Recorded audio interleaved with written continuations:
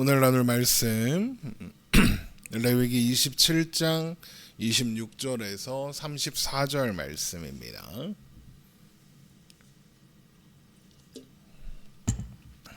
레위기 27장 26절에서 34절 말씀. 레위기 27장 26절에서 34절 우리 한 목소리로 읽겠습니다. 오직 가축 중에 처음 난 것은 여호와께 드릴 첫 것이라.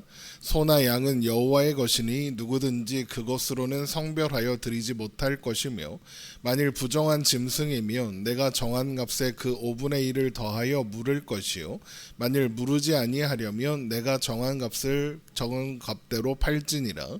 어떤 사람이 자기 소유 중에서 오직 여호와께 온전히 바친 모든 것은 사람이든지 가축이든지 기업의 밭이든지 팔지도 못하고 무르지도 못하나니 바친 것은 다 여호와께 지극히 거룩함이며, 온전히 바쳐진 그 사람은 다시 무르지 못하나니 반드시 죽일지니라. 그리고 그 땅의 10분의 1 곧 그 땅의 곡식이나 나무의 열매는 그 10분의 1은 여호와의 것이니 여호와의 성물이라. 만일 어떤 사람이 그의 11조를 물으려면 그것에 5분의 1을 더할 것이요, 모든 소나 양의 11조는 목자의 지팡이 아래로 통과하는 것의 10번째의 것마다 여호와의 성물이 되리라. 그 우열을 가리거나 바꾸거나 하지 말라. 바꾸면 둘 다 거룩하리니 무르지 못하리라. 이것은 여호와께서 시내산에서 이스라엘 자손을 위하여 모세에게 명령하신 계명이니라. 아멘. 하나님께 서원하여 드리는 것에 대한 규례를 기록하고 있는 레위기 27장의 마지막 부분인 오늘 본문은 하나님께 드리기로 서원할 수 없는 것에 대한 규례로 시작하고 있습니다. 첫 번째로 하나님께 드리기로 서원할 수 없는 것은 가축 중 처음 난 새끼입니다. 레위기 27장 26절입니다. 오직 가축 중에 처음 난 것은 여호와께 드릴 첫 것이라. 소나 양은 여호와의 것이니 누구든지 그것으로는 성별하여 드리지 못할 것이며입니다.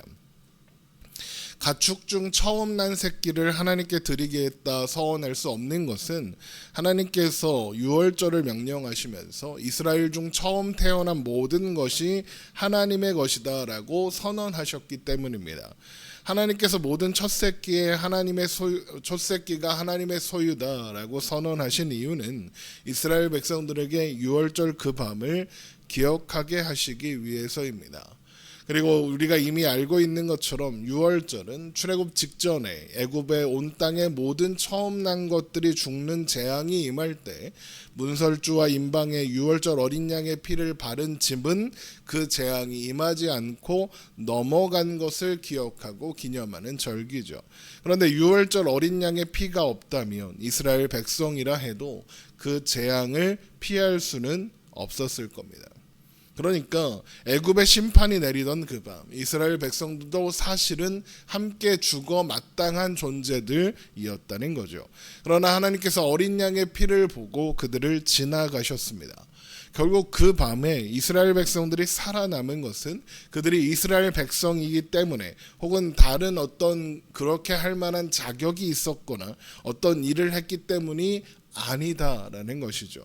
출애굽의 역사가 오직 하나님의 은혜의 결과라는 것, 구원은 오직 하나님의 손에 달려 있다는 것, 이것이 유월절에 담긴 의미이며 이후로 첫 새끼를 하나님의 소유로 돌려 이것을 기억하게 하신 겁니다.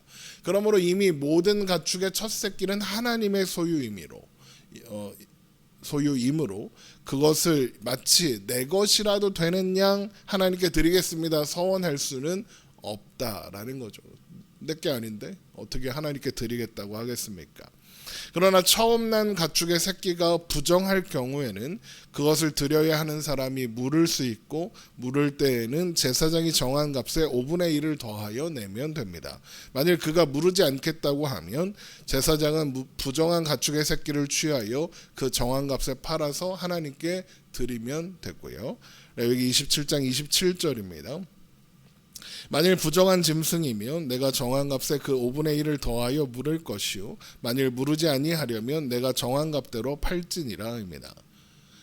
그리고 나서 이어지는 말씀은 하나님께 드리기로 서원한 것 중에 물을 수 없는 것에 대한 규례입니다. 서원한 것 중 물을 수 없는 것은 하나님께 온전히 바친 모든 것입니다. 레위기 27장 28절입니다. 어떤 사람이 자기 소유 중에서 오직 여호와께 온전히 바친 모든 것은 사람이든지 가축이든지 기업의 밭이든지 팔지도 못하고 무르지도 못하나니 바친 것은 다 여호와께 지극히 거룩함이며 온전히 바쳐진 그 사람은 다시 무르지 못하나니 반드시 죽일지니라. 온전히 바쳐진 모든 것으로 번역된 히브리어 헤렘이라는 단어는 크게 두 가지 의미로 사용되는데, 첫 번째는 성막에서 쓰기 위해 특별히 준비해 놓은 것이라는 의미로 제사장에게만 주어져서 그곳에서만 사용하도록 드린 것을 의미합니다. 자기 기업인 밭을 하나님께 드리기로 서원하고 희년이 되기 전에 무르지 않으면 여호와께 바친 성물이 되어 영영이 드린 땅과 같이 제사장의 기업이 된다라고 하신 것이 그 예라고 할 수 있죠. 그런데 헤렘의 두 번째 의미는 하나님께서 완전히 금하신 것입니다. 하나님께서 어떤 대상을 헤렘으로 선포하시면 그 대상은 완전히 금지되었으며 그러므로 반드시 완전히 진멸하여 파괴해야 합니다. 금방 읽은 레위기 27장 29절에서 반드시 죽여야 하는 온전히 바쳐진 사람이 바로 이 경우에 해당하는 거죠. 이런 헤렘의 사례가 구체적으로 등장하는 것이 바로 여리고 성 전투입니다.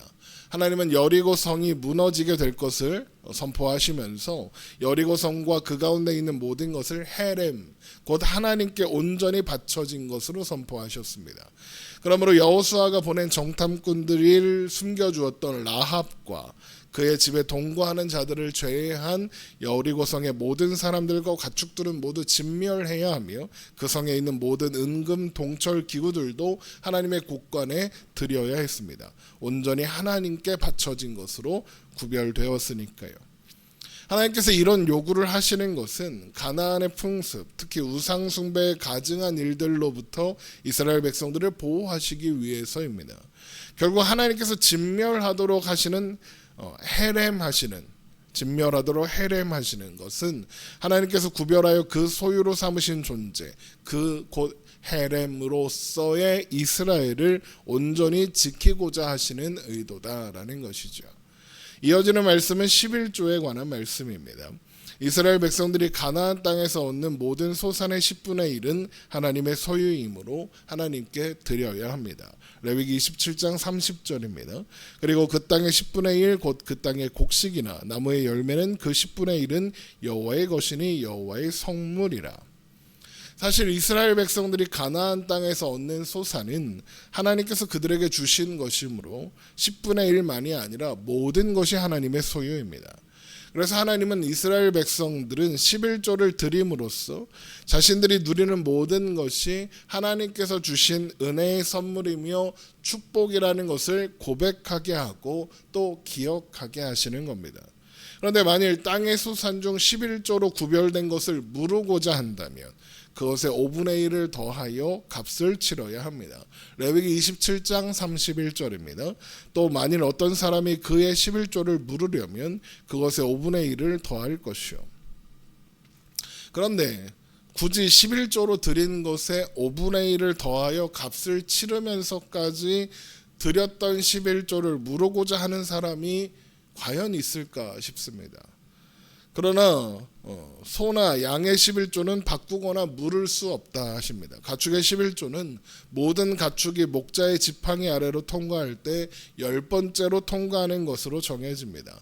그렇게 정해진 가축의 11조는 가축의 질을 따라 좋은 것으로 또 나쁜 것으로 이렇게 바꾸거나 교체할 수 없으며 만일 바꾸게 되면 원래 11조로 정해졌던 것과 또 바꾸었던 것까지 모두 하나님께 거룩한 성물로 드려야 합니다. 레위기 27장 32절입니다. 모든 소나 양의 11조는 목자의 지팡이 아래로 통과하는 것에 10번째의 것마다 여호와의 성물이 되리라. 그 우열을 가리거나 바꾸거나 하지 말라. 바꾸면 둘 다 거룩하리니 무르지 못하리라. 11조로 구별된 소나 양의 우열을 가려서 바꾸지 말아라 라고 하시는 것은 가축의 서원 제물을 바꾸지 말라고 하신 이유와 동일합니다. 하나님께서 원하시는 것은 좋은 가축, 가장 좋은 제물이 아니라 하나님 앞에 11조를 구별하는 그 마음이기 때문이죠. 하나님은 자신이 누리고 사는 모든 것이 하나님의 은혜임을 알고 고백하는 자의 그 사람의 마음, 중심, 그 고백을 가진 자의 하나님을 향한 사랑하는 마음을 원하시는 겁니다. 그리고 이렇게 레위기의 모든 말씀이 마무리되는 거죠. 레위기 27장 34절입니다. 이것은 여호와께서 시내산에서 이스라엘 자손을 위하여 모세에게 명령하신 계명이니라입니다. 우리는 지금까지 레위기가 하나님께서 죄인인 인간이 하나님의 임재로 나아가는 방법을 제시하고 있으며 하나님은 하나님의 백성들이 하나님의 임재 안에 머물기 원하신다는 것을 확인했습니다.